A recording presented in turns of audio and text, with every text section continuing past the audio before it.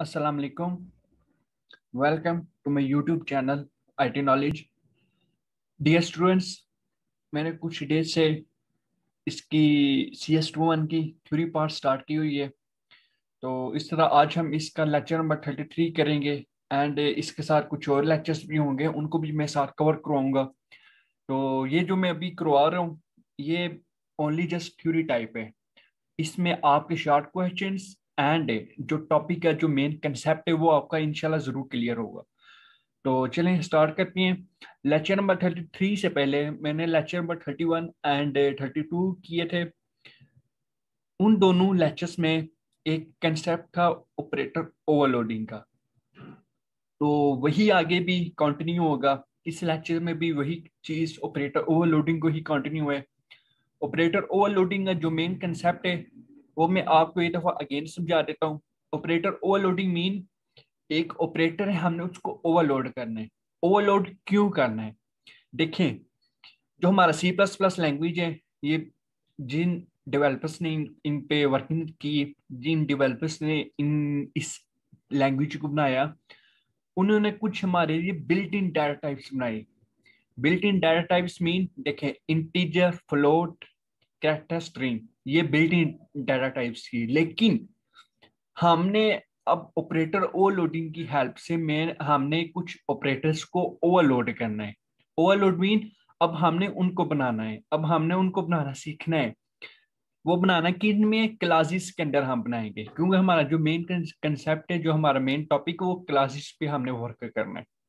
तो क्लासेस के ऊपर, क्लासेस के अंदर हमने ऑपरेटर को ओवरलोड करना है।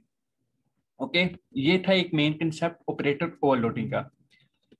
यहाँ पर भी थोड़ी सी रीड कर लेते हैं। Overloading of operator is carried out in classes on some occasion to enable us ourselves to write a code that look simple and clean.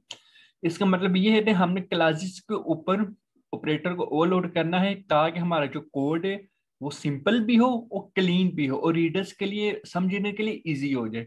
Okay, उसके बाद है असाइनमेंट ऑपरेटर। अब मेन कंसेप्ट है असाइनमेंट ऑपरेटर क्या होता है। अगर देखा जाए, बेसिकली अगर देखा जाए, हमने पीछे काफी ज्यादा ऑपरेटर्स देखे। अरिथमेटिक ऑपरेटर, रिलेशनल ऑपरेटर हमने देखे, लॉजिकल ऑपरेटर देखे। तो उनमें एक ऑपरेटर था असाइनमेंट ऑपरेटर, इक्वल इक्वल वाला sign.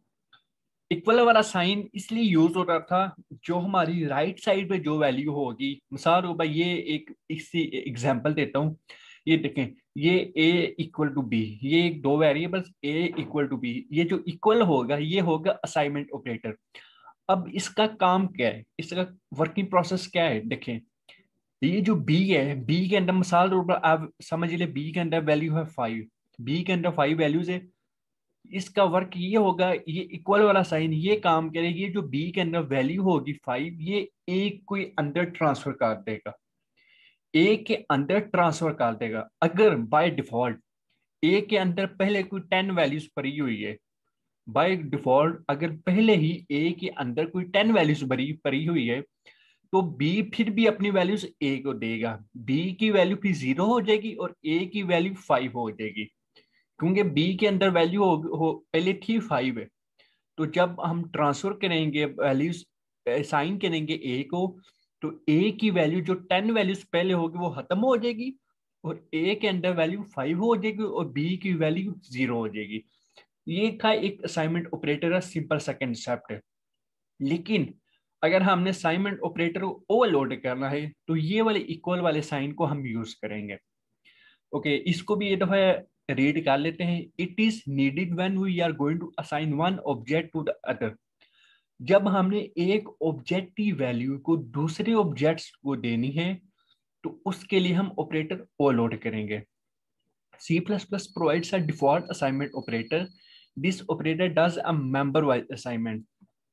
C++ by default operators हमें देता है ये असाइनमेंट ऑपरेटर, लेकिन this operator does a member wise assignment, लेकिन ये मेंबर वाइज असाइनमेंट को यूज करेगा। ओके, ये था असाइनमेंट ऑपरेटर, एक सिंपल सा कंसेप्ट। इंशाल्लाह मैं जब ये हमारी ये थ्योरी पार्ट्स कंप्लीट होगी, तो जिस तरह मैंने ऑब्जेक्टिव पार्ट्स के 5 वो कंप्लीट किए, उनके पार्ट्स 100 MCQs कंप्लीट किए थे पास्ट पेपर्स के, इंशाल्लाह मैं सब्जेक्टिव पार्ट्स भी जो पास्ट पेपर्स जो बहुत ज़्यादा मोस्ट इंपॉर्टेंट है, जो काफ़ी टाइम रिपीट हो रहे हैं, तो इंशाल्लाह मैं उनको भी स्टार्ट करूंगा इंशाल्लाह। तो इसके लिए आप मेरे पास वीडियोस को फॉलो करते रहें, तो इंशाल्लाह एग्जाम की तैयारी बहुत ही ज़्यादा अच्छी होगी। ओके, अब हम देख लेते हैं सेल्फ असाइनमेंट।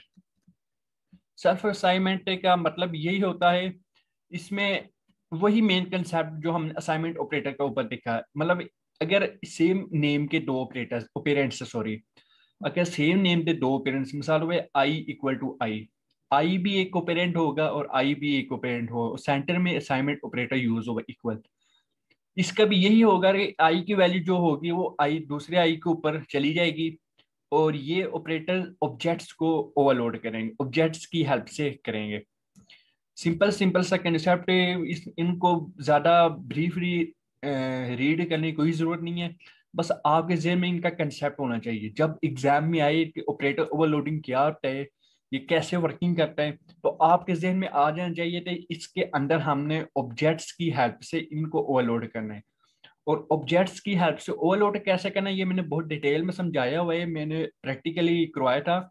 इसकी उस वीडियो की डिस्क्रिप्शन में मैं लिंक के डाल चुका हूँ, तो आपने उसको जरूर देखना है अच्छे से। ऑपरेटर ओवरलोडिंग को कंसेप्ट क्लियर करना, क्योंकि इसका आगे बहुत ज़्यादा यूजेज है प्रोग्रामिंग लैंग्वेज में। तो ये सारी एग्जांपल्स हैं, इनको बेशक इतना ना भी करें तो गुजारा हो जाएगा, इसमें इतनी कोई डिटेल में जाने की कोई जरूरत नहीं है। बस सिंपल सा कंसेप्ट लें, इतने मुश्किल क्वेश्चन एग्जाम्स में नहीं आते। ओके, अब हम ये एक टॉपिक देख लेते हैं, अरे ऑफ ऑब्जेक्ट्स को। अरे ऑफ ऑब्जेक्ट्स में क्या है, अ class is a user defined data type.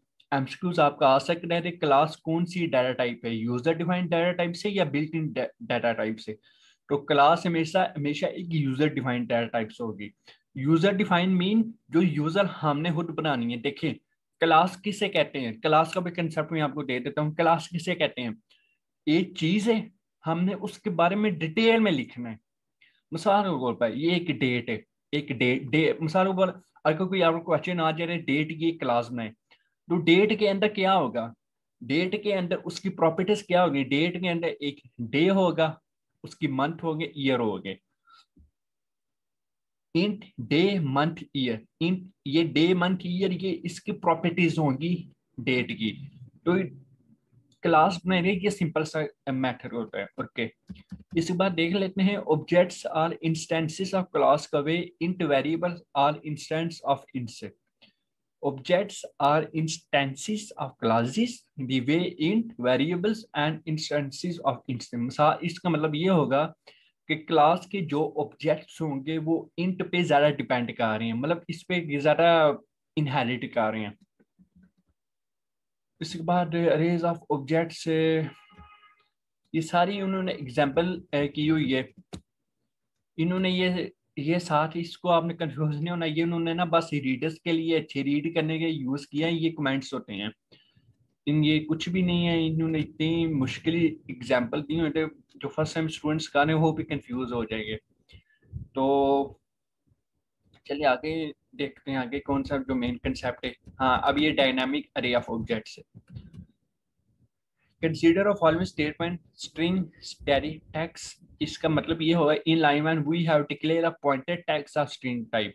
मतलब हमने एक पॉइंटर टैग्स डिनोट किया स्ट्रिंग को। इस स्ट्रिंग यहाँ पे डाटा टाइप है, और टैग्स इसका सॉरी स्ट्रिंग एक डाटा टाइप होगी एंड टैग्स इसका वेरिएबल होगा। और ये स्टैटिक हमने पॉइंटर शो किया है कि हमने इसका एड्रेस लेना है, मतलब जो भी हम ये इसको वैल्यू देंगे, ये हमने इसको वैल्यू दी, ये वैल्यू जहां पर मेमोरी की जिस जगह पे जाएगी वो इसकी जो एड्रेस होगा वो इसको कैच करेगा। ओके, आगे देख लेते हैं। मैं ज्यादातर आपको वही चीज बता रहा हूँ जो एग्जाम्स में आनी है, इतनी ज्यादा डीप थॉरोली करने की कोई जरूरत नहीं है अब कोई भी।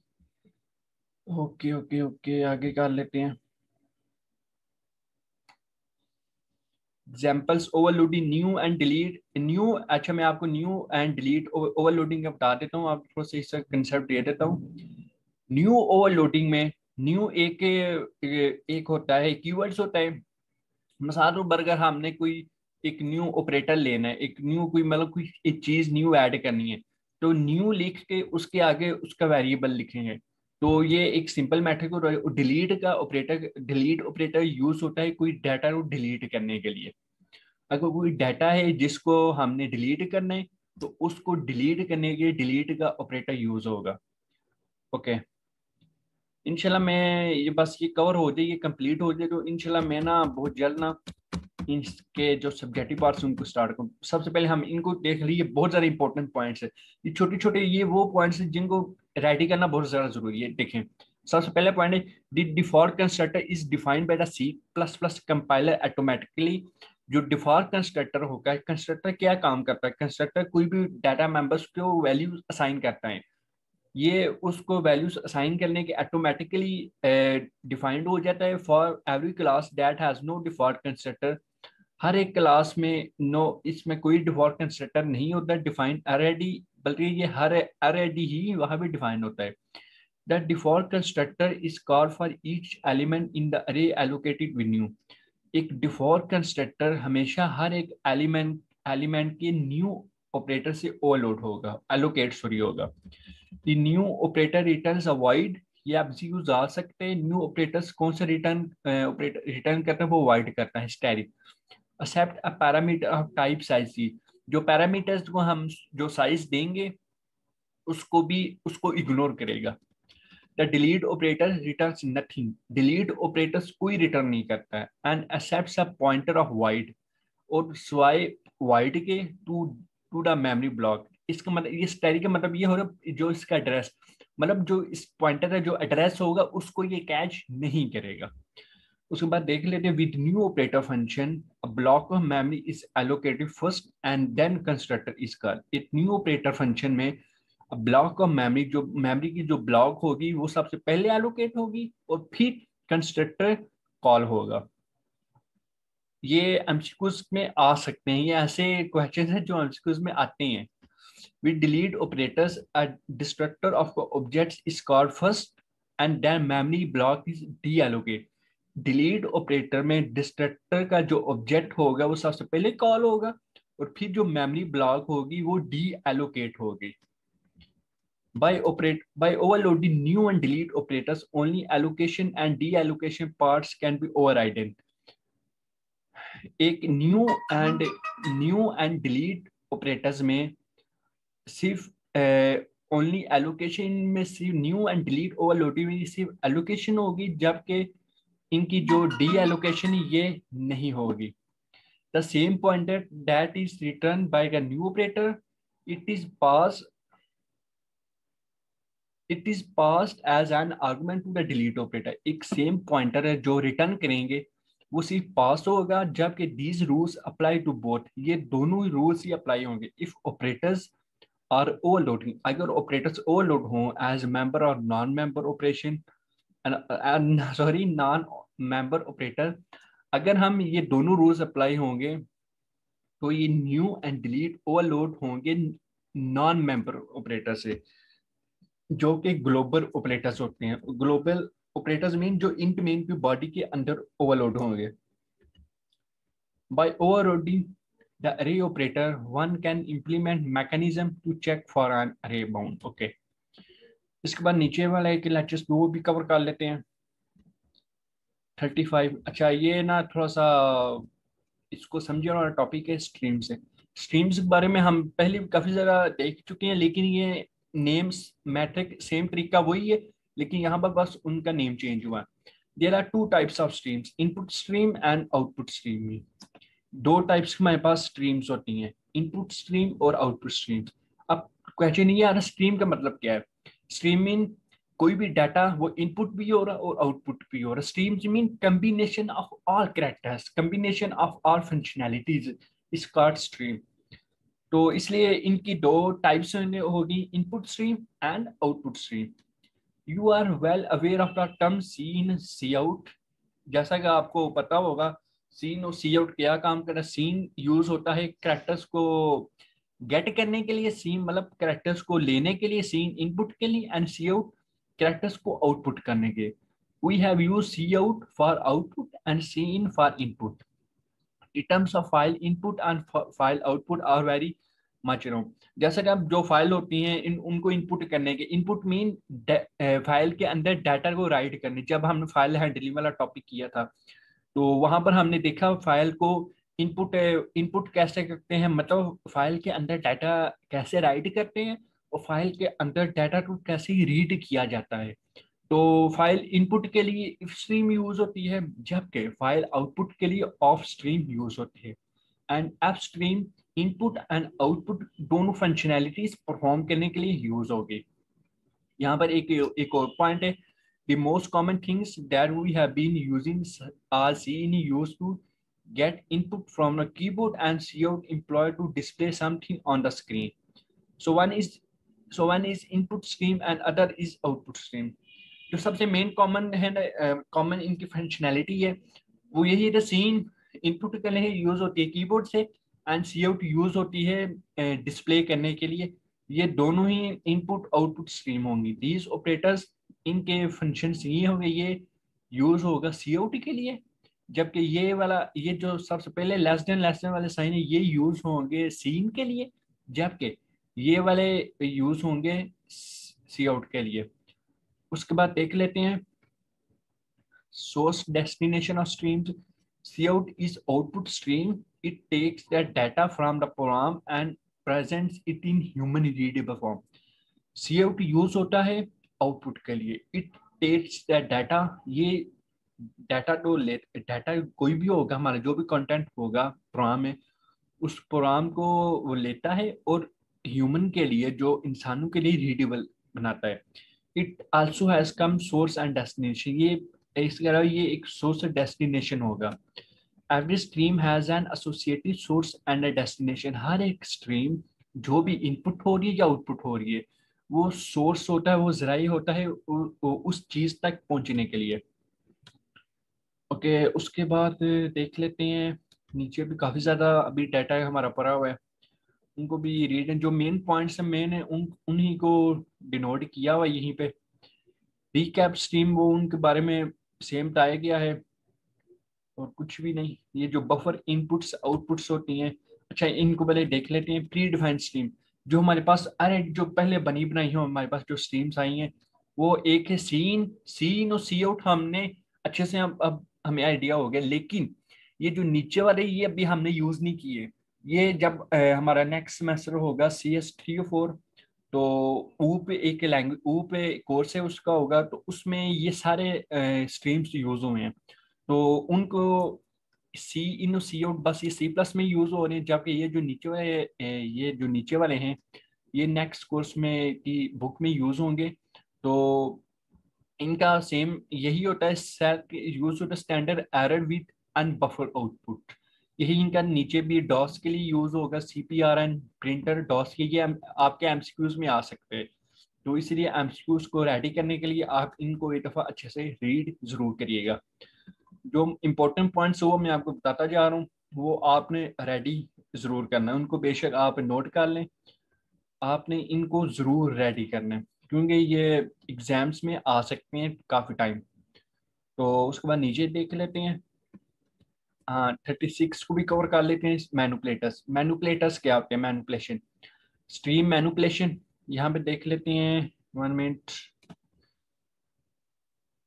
सी आउट सबसे पहले मैं आपको बताता हूँ मैनुपुलेशन होती क्या है, मैनुपुलेटर्स होते क्या है। मैनुपुलेटर्स कोई भी डाटा हमारे पास, जैसे देखें हमारे पास जो built in pre defined data types होते हैं, प्री डिफाइंड जब ऊपर हमने देखे प्री डिफाइंड कुछ हमारे पास स्ट्रीम्स के वो कुछ फंक्शनैलिटीज परफॉर्म करते हैं, तो इसी तरह ये कुछ मैनिपुलेटर्स होते हैं, ये भी हमारे पास ऑलरेडी कुछ प्री डिफाइंड होते हैं जो कि C++ जिन्होंने लैंग्वेज ये बनाई उन्होंने हमारी यूजेज के लिए हमारी आसानी के लिए यूज किया। देखें मिसाल को एक आपको मैं एग्जांपल देता हूँ, एंडल। एंडल आप प्रोग्रामिंग करते हैं, आपको अभी से अच्छे से आइडिया हो गया होगा एंडल का क्या मतलब है। एंडल का क्या मतलब है? एंडल का मतलब इसको हम लाइन के एंड भी यूज करते हैं। इसका ये फंक्शन ये परफॉर्म करेगा कि जो लाइन की एंड होगी उसको खत्म करें और नेक्स्ट लाइन में मूव हो जाए, एक लाइन से ब्रेक करके नेक्स्ट लाइन में मूव हो जाए। फ्लैश मीन होगा जो भी हमारा आउटपुट होगा, मतलब जो भी हमारा आउटपुट आया होगा वो उन सब को फ्लश कर, उन सब को रिमूव करते। ओके, कुछ हमारे पास नॉन पैरामीटराइज मैनिपुलेटर्स होते हैं। नॉन पैरामीटराइज मैनिपुलेटर्स भी सेम वही फंक्शनैलिटीज परफॉर्म करते हैं। मिसाल के तौर पर मैं थोड़ा सा इसको नीचे करता हूँ, इनको देख लेते हैं। ये नॉन पैरामीटर्स मैनिपुलेटर्स में DC, decimal points, hexa decimal points, इन्होंने इनकी शॉर्ट फॉर्म लिखी हुई है।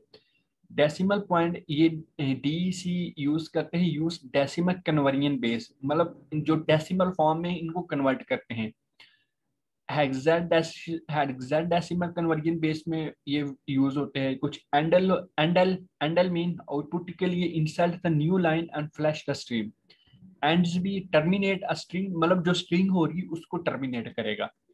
तो ये वो पॉइंट्स है जो एमसीक्यूज में आपके आ सकते हैं। कोई ऐसा आएगा, देखें, अब आपसे वो पूछ सकते हैं एंडल क्या फंक्शन परफॉर्म करता है, तो आपके जेहन में आ जाना चाहिए इंसर्ट्स अ न्यू लाइन, मतलब एक न्यू लाइन पे जाता है और फ्लश का स्ट्रीम, और स्ट्रीम को फ्लश कर, मतलब एक लाइन को ये ब्रेक करता है, खत्म करता है।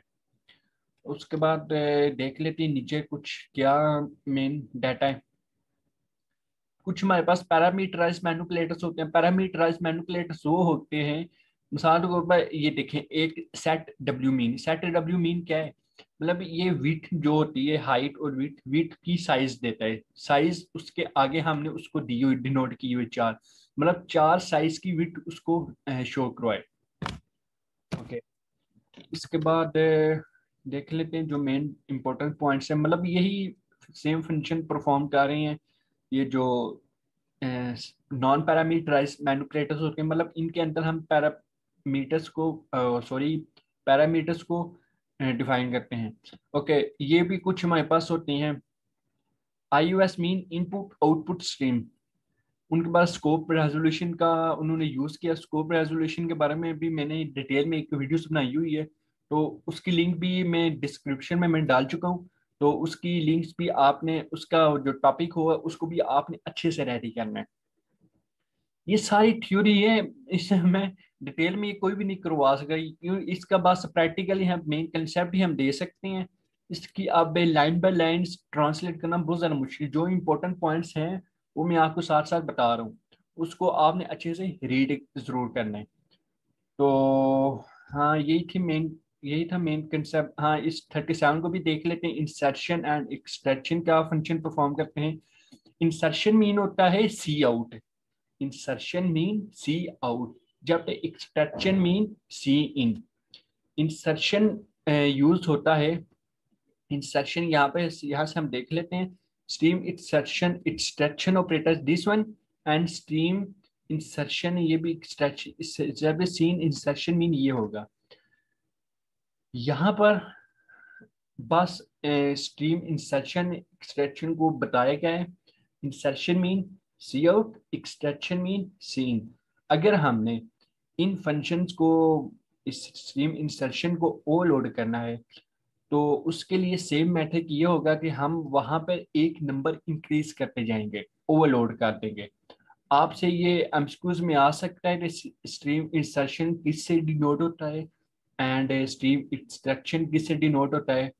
तो ये भी छोटे छोटे जो पॉइंट्स होंगे ये भी करने। इसके एंड में कुछ इसकी टिप्स है वो मैं आपको थोड़ी सी डिटेल में बता देता हूँ, क्योंकि वो इंपॉर्टेंट जो पॉइंट्स हैं इन्होंने वो एक साइड पे रेडी किए हुए हैं। तो उसको हम देख लेते हैं। यहाँ पर कुछ एक पॉइंट्स है, I think so. The operator function are not overloaded for this program. A specific function that matrix has been called to get values out of matrix. ये जो फंक्शन है इसके लिए हम स्ट्रीम इंसर्शन एंड एक्सट्रैक्शन वाले ये operators, इनको हम ओवरलोड नहीं कर सकते। ये भी आ सकता है कि कौन सा ऐसा फंक्शन है जिनके लिए हम ऑपरेटर्स को ओवरलोड नहीं कर सकते। ये आपका एमसीक्यूज में भी आ जाए। अच्छा, ये देखना, ये काफी पॉइंट है, इनको जरूर करना चाहिए। स्ट्रीम इंसर्शन ये sign and extraction operator this sign are always implemented as non member function. Stream insertion and extraction हमेशा नॉन मेंबर फंक्शन के लिए इंप्लीमेंट होते हैं। Operator less than returns a value of type ostream, and on operator returns a value of type stream. Operators जो input के लिए use होते हैं ये रिटर्न करते हैं ओ स्ट्रीम के लिए, एंड ऑपरेटर ग्रेटर वाले साइन रिटर्न्स करते हैं इफ इस स्ट्रीम के आई स्ट्रीम के लिए। And to support cascaded operation, the first parameter to operator less than is an O stream, and object cout is an example of an O stream. Similarly, first parameter to operator O stream is an stream, and object seen is an example of an I stream object. These first parameters are always passed by reference. The compiler won't allow to do otherwise. इन्होंने ये बताया गया है, ये जो हमारे पास operators होते हैं स्ट्रीम इंसर्शन के, ये यूज होते हैं ओ स्ट्रीम के लिए, जबकि जो स्ट्रीम एक्सट्रैक्शन वाले ऑपरेटर्स हैं, ये वाले ऑपरेटर्स ये यूज होते हैं आई स्ट्रीम के लिए एंड ऑब्जेक्ट्स के लिए भी। Cin is an example of an istream. Cin जो एक डाटा इनपुट करता है वो आई स्ट्रीम का इसकी एक एग्जांपल है। These first parameters are always pass by reference. ये जो पैरामीटर्स होते हैं ये रेफरेंस को पास करने के यूज होते हैं। The compiler won't allow to do otherwise, जबकि कंपाइलर इनको अलाउ नहीं करता कि ये रेफरेंस को यूज करें।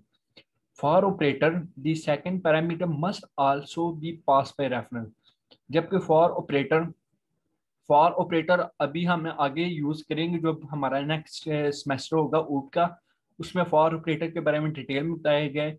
फॉर ऑपरेटर की second parameter must also be pass by reference. ये जो फॉर ऑपरेटर है, ये जो सी इन वाला ऑपरेटर है, ये सेकंड पैरामीटर को पास करने के यूज होता है, जबकि इसका एंड पॉइंट है the second parameter to appear is an object of the class that we are overload the operator for. Similarly इसका केस वाला program the second parameter to operator, जो कि ये सेकंड पैरामीटर जो स्ट्रीम इंसर्शन का operator है, ये objects को ओवरलोड करता है, और इस तरह same operator same function stream extraction का भी होगा। ओके गाइस, ओके स्टूडेंट्स, ये था एक सिंपल सा, हमने कुछ लेक्चर्स इसके कवर किए, जो मेन पॉइंट्स के मैंने वो आगे बताए। तो इंशाल्लाह में जो इसकी पास पेपर्स हैं जो होंगे सब्जेक्टिव पार्ट्स, अब मैंने उस पर वर्किंग स्टार्ट की हुई है। इंशाल्लाह बहुत जल्द जब नोट्स बन गए तो इंशाल्लाह बहुत जल्द 3 से 4 डेज के अंदर मैं उनको भी वो लेक्चर रिकॉर्ड करके आपसे शेयर कर दूंगा। तो आपने जो भी मैं लेक्चर्स दे रहा हूँ, ये फाइनल टर्म की तैयारी के जो भी आपसे मैं मटीरियल शेयर करूंगा वीडियो की फॉर्म में, आपने इनको जरूर रेडी करना है। इंशाल्लाह मैं गारंटी से कह सकता हूँ, अगर आप मेरे लेक्चर्स को फॉलो करोगे तो जरूर आपके अच्छे मार्क्स आएंगे। तो इंशाल्लाह वो में याद रखिएगा। इंशाल्लाह नेक्स्ट वीडियो में मिलेंगे। टेक केयर, अल्लाह हाफिज।